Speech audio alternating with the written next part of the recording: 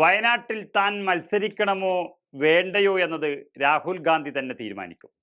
കേരളത്തിലെ സീറ്റുകളെ പറ്റി അഭിപ്രായം പറയാനും തീരുമാനമെടുക്കാനുമുള്ള അധികാരം KPCCക്കുണ്ടെങ്കിലും രാഹുൽ ഗാന്ധിയുടെ കാര്യമായതുകൊണ്ട് വയനാട്ടിൽ രാഹുൽ ഗാന്ധി തന്നെ മത്സരിക്കണമെന്ന ഒറ്റ വാക്കിൽ പറഞ്ഞ് അത് രാഹുലിന് തന്നെ വിട്ടിരിക്കുകയാണ് KPCC. KPCCയുടെ ഈ അറിയിപ്പ് കിട്ടിയതോടെ വയനാട് സീറ്റിലെ തീരുമാനം രാഹുൽ ഗാന്ധിക്ക് തന്നെ വിട്ടത് AICC ആണ്.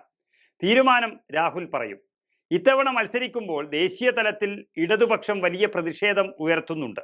കർണാടകയും തെലുങ്കാനയും അവിടേക്ക് വിളിക്കുകയാണ് രാഹുൽ ഗാന്ധിയെ. വീണ്ടും അമേത്തിയിലെത്താൻ UP ഘടകവും നിർബന്ധം പിടിക്കുന്നു.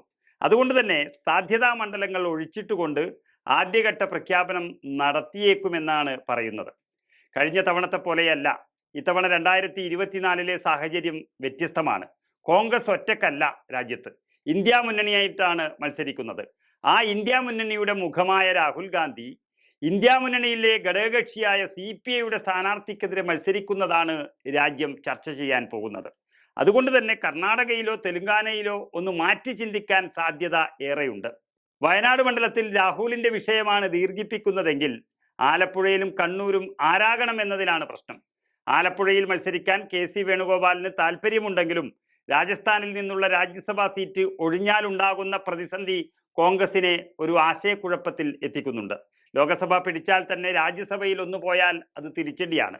അതുകൊണ്ട് KC വേണുഗോപാലിന്റെ കാര്യത്തിലും തീരുമാനമായാൽ ആലപ്പുഴയിൽ വേറൊരാളെ തേടണമോ വേണ്ടയോ എന്നറിയാം.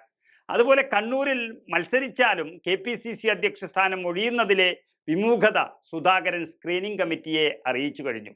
അങ്ങനെ ശരിക്കും പ്രധാനപ്പെട്ട 3 മണ്ഡലങ്ങളിൽ 3 പ്രമുഖരാണ് മത്സര രംഗത്ത് ഇപ്പോഴുള്ളത്. അവരവരുടെ തീരുമാനമാണ് ആദ്യം വരേണ്ടത്. ഏതായാലും 1-2 ദിവസത്തിനുള്ളിൽ കാര്യങ്ങൾ തീരുമാനമുണ്ടാകും എന്ന്